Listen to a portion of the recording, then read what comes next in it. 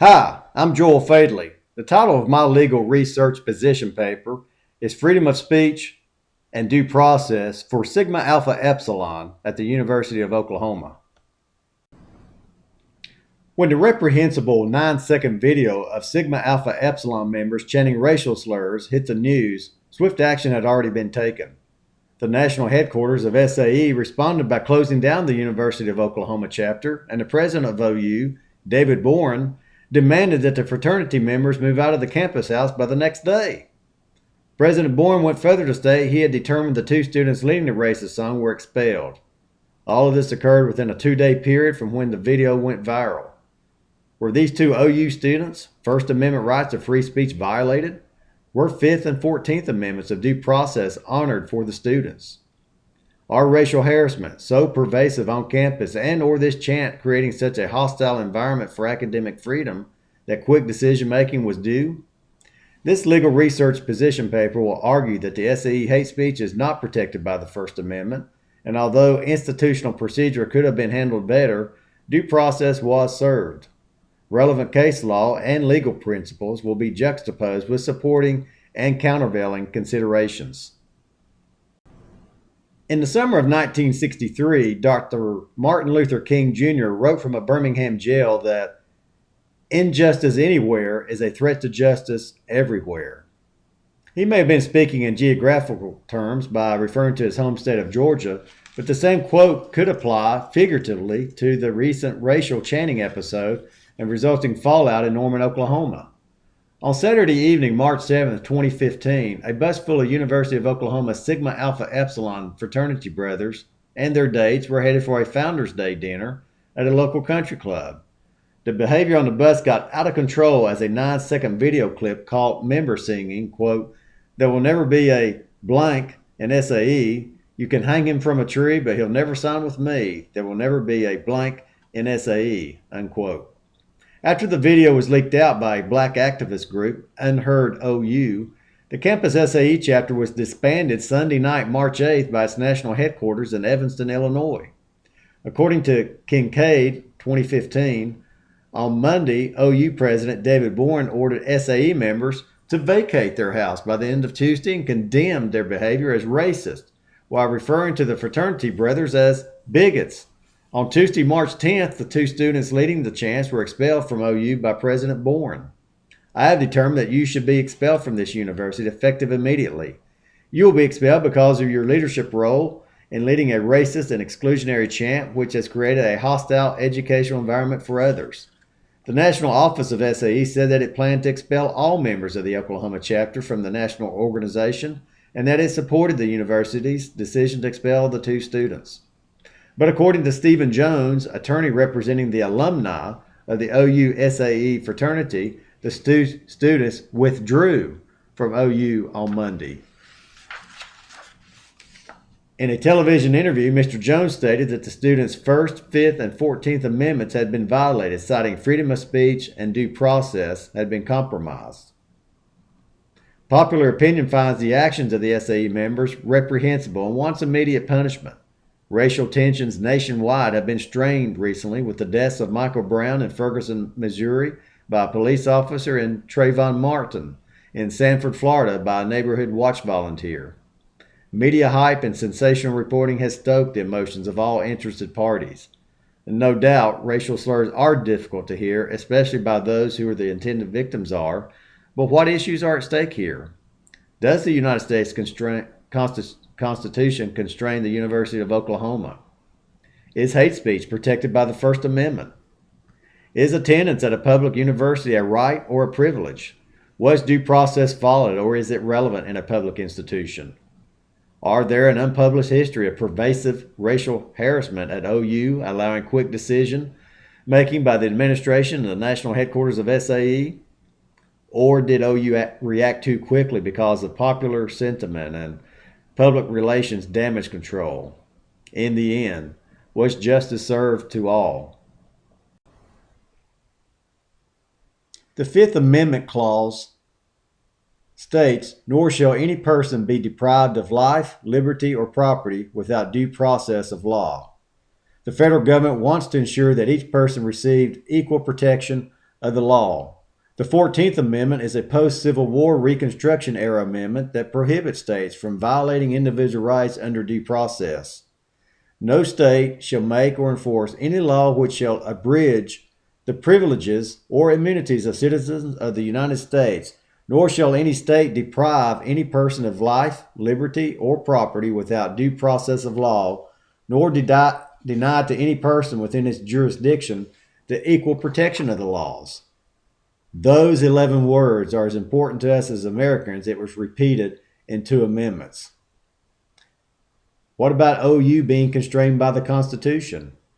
A private sector college is not directly constrained by the Constitution, but governed by contracts. These colleges are not taxpayer supported and may rely on policies and handbooks developed by their management hierarchy. But since OU is a public institution, it's constrained. And there are 2 types of student dismissals in an institution of higher education: academic and disciplinary. Under the umbrella of academic freedom is the belief that institutions should be allowed to operate autonomously in regard to governance for academic dismissal. Since the degree of education of faculty and administration in colleges and universities is much greater than the general public, why would external authorities impose upon decisions of academia? However, if the dismissal is disciplinary, the courts may get more involved to determine if school rules and regulations are followed and due process has been recognized for the student, especially for a public institution. Olivius, in 2006, indicates that since the early 1900s, the Gott vs. Berea College of 1913 case viewed administrators as in loco parentis to students. This set forth the administrators as acting in place of the parents.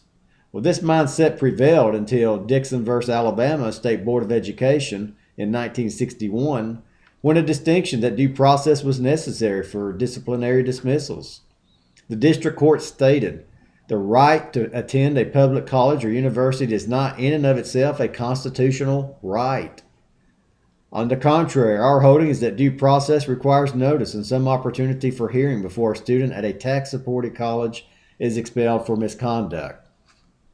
The example set by the board can well break the spirits of expelled students and of others familiar with the injustice and do inestimable harm to their education. The 2 expelled students have been denied property interest and face harm to their future education and earnings potential by the decision issued by President Boren. So, did OU President Boren rush to act, sensing a public outcry would ensue? Was procedural due process performed for Parker Rice and Levi Pettit? The formal letter signed by President Boren indicated the students were expelled for their, quote, leadership role in leading a racist and exclusionary chant which has created a hostile educational environment for others, unquote. He goes on to say in the second and final paragraph, quote, "If you disagree with this decision, you had the right to contact the University Equal Employment Opportunity Officer to be heard by close of business Friday, March 13, 2015, unquote. Specific instructions on the location of the office and phone numbers are included. In addition, he stated, quote, "If you request that the EEO officer provide an opportunity to you to contest this decision, he will hold a meeting within 10 days or by March 23, 2015. You may be represented by legal counsel at that meeting should you so desire," unquote. Why expel the students and then offer a hearing? Would suspension be more appropriate until procedural due process is granted? It seems the due process is offered after the expulsion. A reinstatement would still be an option based on the letter from President Boren if the students were somehow vindicated. What about OU policy and procedure on due process? OU has a policy called the Student Rights and Responsibilities Code of 2014-2015, with a mission to enforce standards of conduct through educational experiences, fostering student learning and development while maintaining student retention.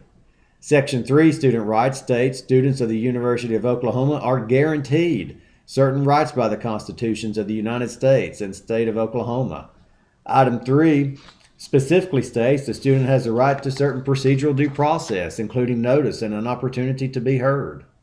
Under Section 6, student responsibilities prohibit abusive conduct is unwelcome conduct that is sufficiently severe and pervasive that it alters the conditions of education or employment and creates an environment that a reasonable person would find intimidating, harassing, or humiliating.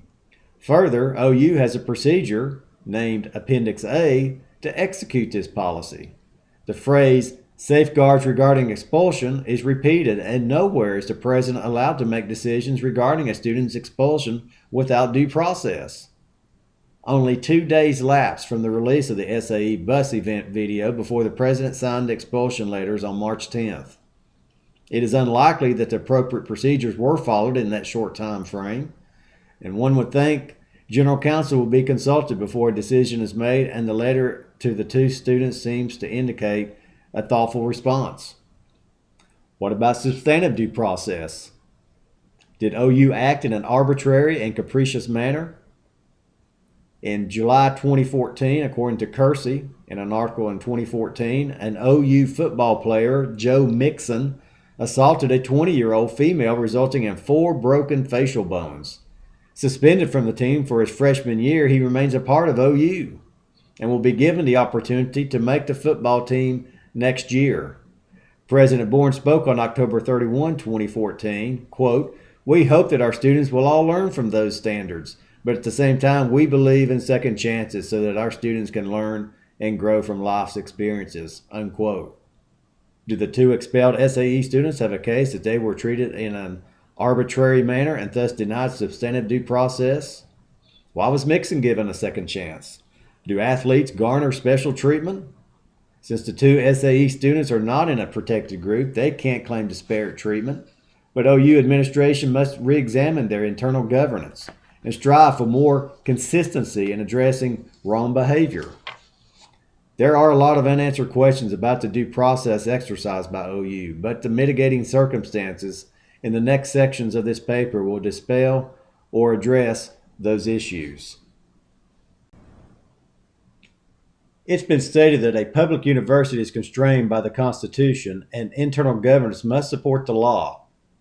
Looking again at the OU Student Rights and Responsibilities Code of 2014-2015, Section 3 Student Rights states students of the University of Oklahoma are guaranteed certain rights by the constitutions of the United States and the state of Oklahoma.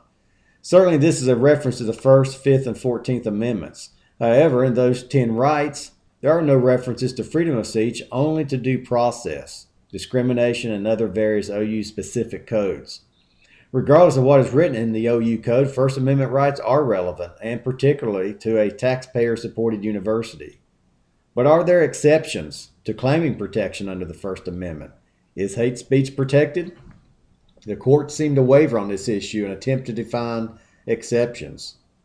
In CaseBrief.com summarizes in Chaplinsky versus New Hampshire of 1942, the U.S. Supreme Court found limitations of the First Amendment freedom of speech.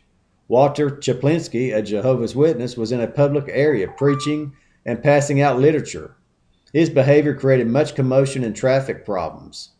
After being warned by a marshal, a police officer returned and Chaplinsky berated the marshal. To complain against Chaplinsky, stated that he shouted, "You are a blank blank racketeer and a blank fascist," when arrested.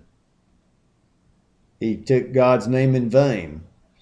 Wikipedia.com reported the court, in a unanimous decision, upheld the arrest. Writing the decision for the court, Justice Frank Murphy advanced a 2-tier theory of the First Amendment. Certain well-defined and narrowly limited categories of speech fall outside the bounds of constitutional protection.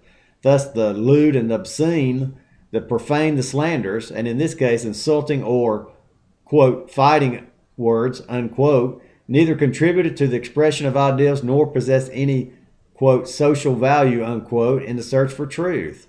Murphy wrote, "There are certain well-defined and narrowly limited classes of speech, the prevention and punishment of which have never been thought to raise any constitutional problem. These include the lewd and obscene, the profane, the libelous, and the insulting or fighting words, those which by their very utterance inflict injury or tend to incite an immediate breach of the peace. It has been well observed that such utterances are no essential part of the exposition of ideals and are such slight social value as a step to truth that any benefit that may be derived from them is clearly outweighed by the social interest in order and morality. One may argue that the SAE men were on a private bus and not in the public domain as Chaplinsky. However, the nature of technology today with camera phones and postings to YouTube has publicized what once would have been a private matter. The fraternity's behavior may well fit this exclusion to freedom of speech. With a black student population of only 5%, according to Forbes 2015, at OU, aggressive comments about lynching and exclusionary chants from Caucasian men would certainly fit the intention of fighting words and offering no social value. Harsh language that is intended as a criticism may be acceptable, but intimidating, threatening, and derogatory language would not be protected under the First Amendment. Fear and unrest among a minority segment of a university is unacceptable. Coupled with fracturing the academic environment of the institution would prove that SAE's free speech is not protected under the First Amendment. What about obscene language? Another factor to consider is whether the chant would be considered obscene. According to FindLaw.com, in a 1973 Supreme Court ruling, Miller v. California, a three-pronged test or Miller test took Roth versus the United States of 1958 a step further and is used to define what obscene material or speech might be. Number one, the average person applying contemporary community standards would find that the work taken as a whole appeals to the prurient interest. Two, the work depicts, describes, in a patently offensive way, sexual conduct or excretory functions specifically defined by applicable state law. And three, the work taken as a whole lacks serious literary, artistic, political, or scientific value.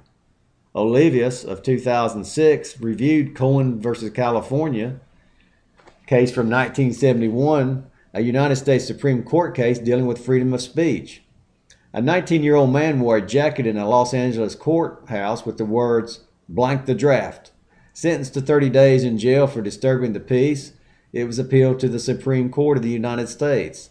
The decision was that the four-letter word could not be included in a category of speech subject to greater scrutiny by the government, such as Roth and later the Miller test.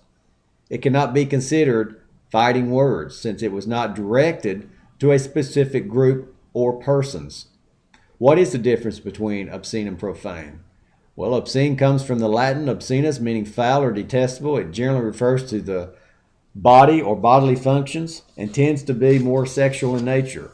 Profane comes from the Latin profanus, meaning outside the temple, and obviously has religious connotations. There are laws against obscene language, but profane language seems to be less of a sexual bodily nature and a term used for language offensive to religious groups. It would also include racial, sexist, blasphemous, and derogatory language in general. The use of the word that was chanted is contemptuous and disrespectful, term for people of darker skin. Whether it would be defined as obscene probably depends on the hearer.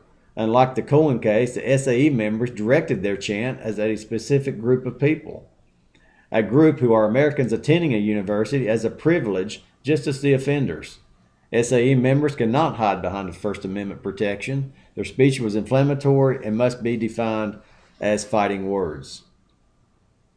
And what about hate speech policies? There have been several educational institutions implementing hate speech policies only to have them challenged and overturned in the courts.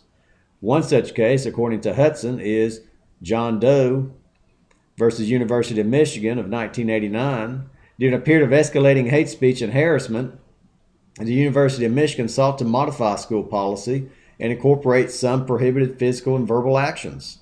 A psychology student, John Doe, filed suit alleging they were inhibited in using certain language in class to describe biological differences of races and genders. The Supreme Court agreed with Doe. They believed the statutes were unconstitutionally overbroad. But again, the intent of Doe in using some language that may be unwelcome should have protection in light of the teaching value. As stated in Miller Test Number 3, the speech of the SAE members lacks value.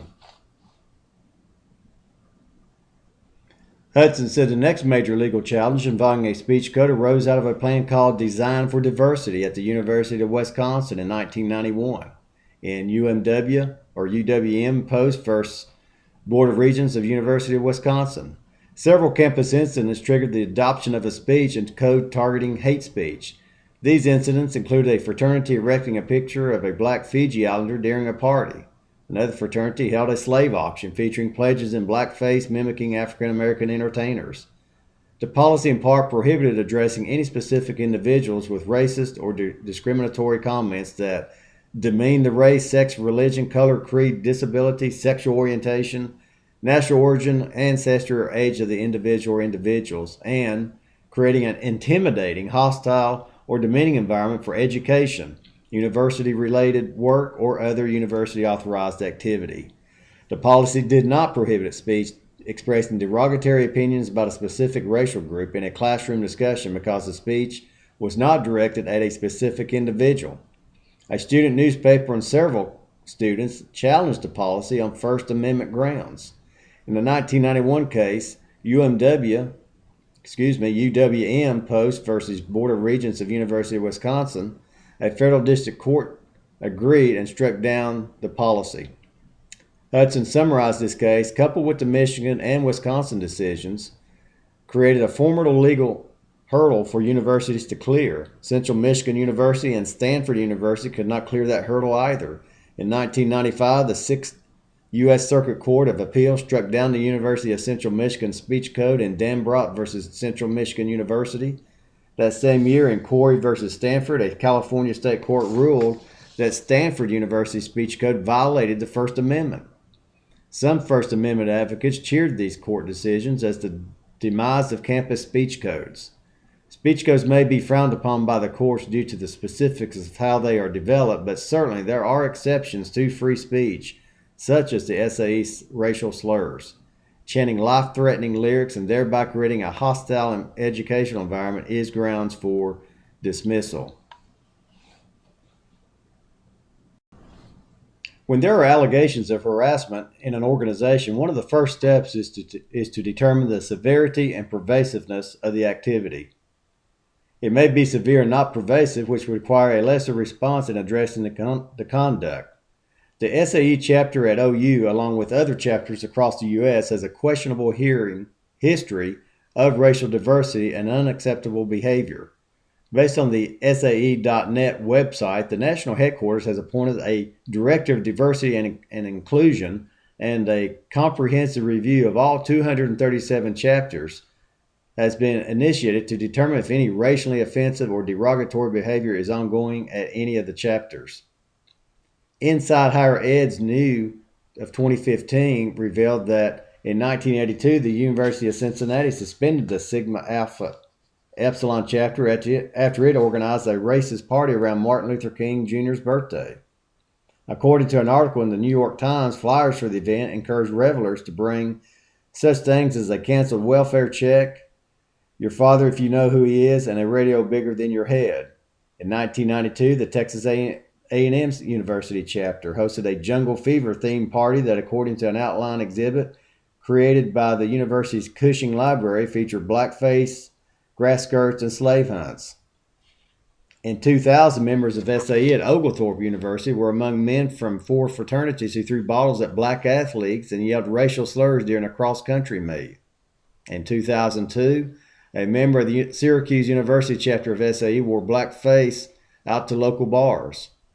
In 2006, 2 SAE students were suspended at the University of Memphis after harassing another member for dating a black woman and bringing her to the chapter's house. In 2009, the Valdosta State University chapter caused outrage on campus after flying a Confederate flag on its front lawn. On Sunday, the Oklahoma State University chapter also drew ire on social media when a Confederate flag could be seen through one of its windows just hours after the controversy emerged at the University of Oklahoma. And in 2013, the University of Washington and St. Louis chapter of SAE was suspended after some of its pledges were instructed to direct racial slurs at a group of black students. Last year, 15 SAE members at the University of Arizona broke into a historically Jewish off-campus fraternity and physically assaulted its members while yelling discriminatory comments at them. In December, Clemson University's SAE chapter was suspended after the fraternity hosted a Christmas party at which students dressed up as gang members. It is likely there are even other documented cases at OU of SAE racial slurs. One can see why the national headquarters acted swiftly Sunday night to disband the OU chapter, and President Bourne acted quickly to remove the students from the frat house on Monday.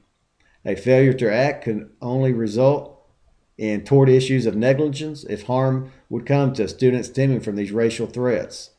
The safety of the students, faculty, and staff of the university is of the utmost importance.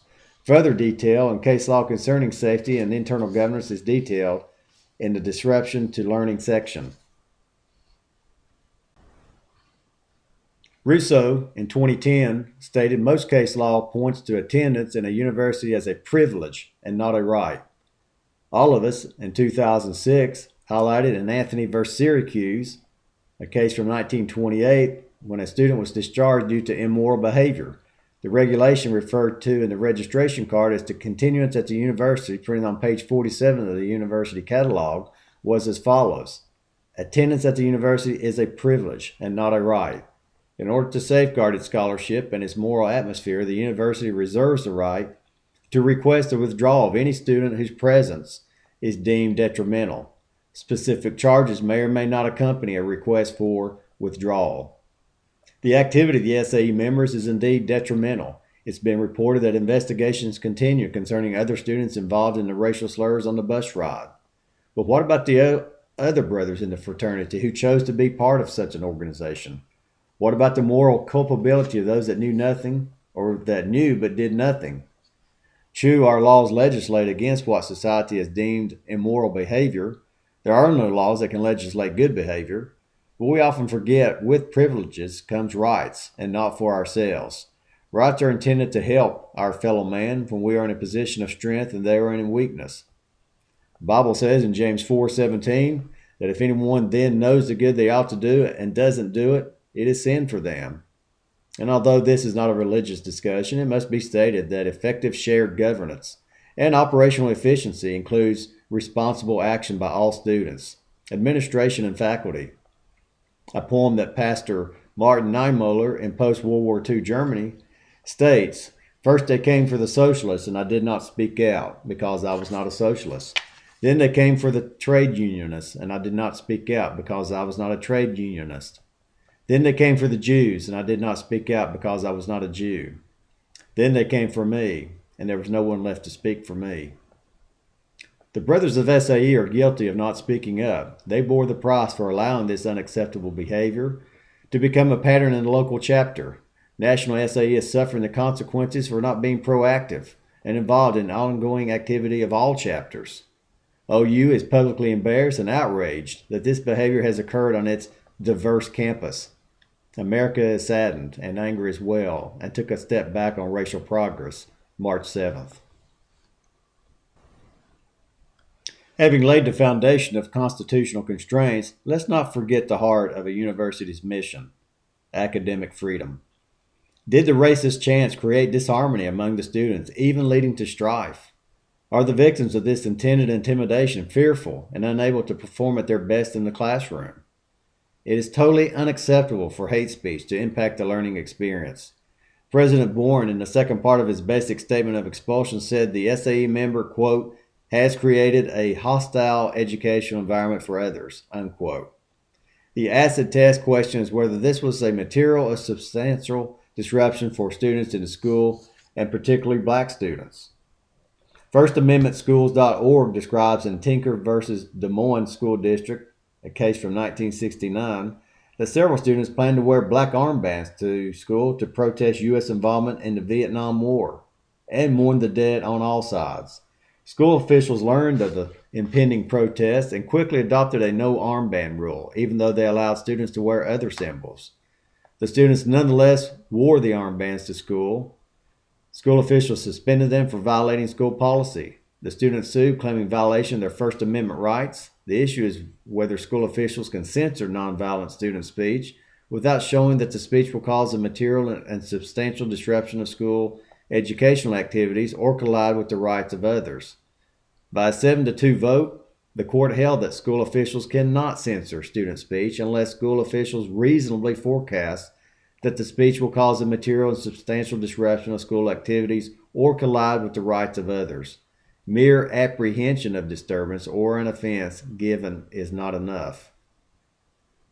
Although the court upheld the First Amendment rights for these children, it can be argued that material disruption would ensue with the continuance of racial slurs being unchallenged. Not only will the classroom, laboratories, and research areas be affected for optimal learning, but a safety concern must be paramount in the administration's governance.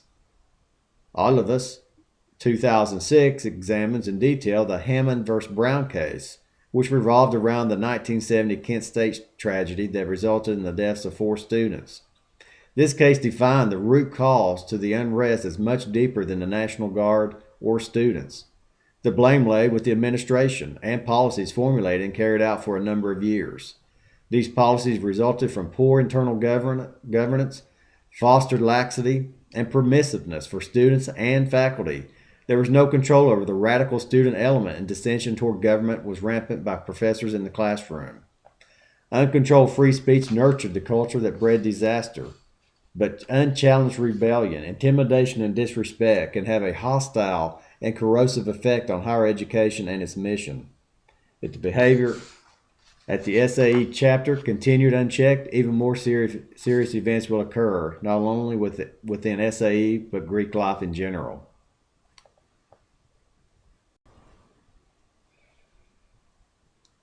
It is unfortunate that publicized arguments for free speech in recent years have focused on the use of obscenity, profanity, and hatred. Was this what our founding fathers had in mind when they penned the Constitution more than 2 centuries ago? As society craves more knowledge and freedom to exercise our rights, have we forgotten the privileges and responsibilities that have been given to us? It is apparent the SAE fraternity in Norman, Oklahoma, and in Evanston, Illinois, has lost its moral compass. It is apparent the University of Oklahoma failed to correct the growing racial problem as well. The internal governance in place at OU is to serve not just defenders of clear institutional policy, but to protect and speak for those who cannot defend themselves. Hate speech that targets a group of 5% of the campus students is totally unacceptable. No one should be allowed to wrap themselves in the robe of the Constitution and threaten other citizens of the United States, especially on a college campus or associated student activity. OU and the National SAE fraternity made the right decisions. OU must improve upon its due process, however. The written procedures and policies may be adequate, but the implementation of such needs consistency. The public relations side of the internal governance must be as the university speaks and not from the president alone. Due process should have been more deliberate, but what we don't know is how pervasive and long-term these racial slurs might have occurred. Why else would the National SAE act the next day and OU the following day? Further, OU should investigate all of the Greek and exclusionary organizations on and off campus for other potential incubators of hate. Behavior that disrupts the learning experience and creates a hostile educational environment for anyone must not be tolerated. In true academic freedom, everyone's speech that has social value should be honored and nurtured. If that mission cannot be accomplished in a learning environment, where can it be pursued? Now that is a goal our founding fathers would have envisioned.